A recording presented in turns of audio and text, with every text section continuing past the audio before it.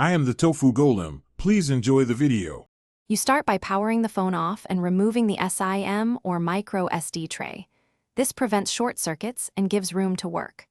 Once done, remove any case and unscrew visible fasteners using the correct precision driver, keeping screws organized by location. If the display is glued, heat the edges with a heat gun or hair dryer to soften adhesive. Make sure to keep temperature moderate to avoid damage. Use a plastic pick to begin separating the screen carefully along one corner. After a gap forms, use a suction cup and plastic picks to lift the screen incrementally while supporting it. You want to avoid bending. Once the panel lifts enough, locate and unscrew shielding plates to expose display and touch cables, then gently disconnect them to free the panel.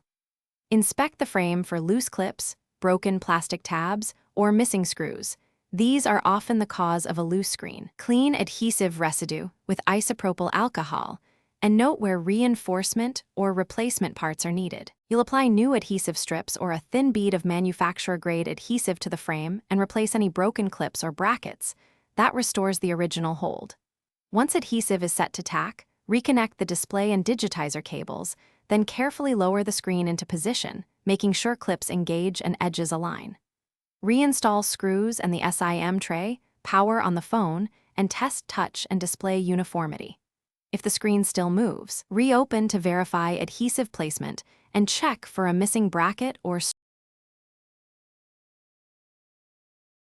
Thanks for watching. Consider subscribing if we helped you today.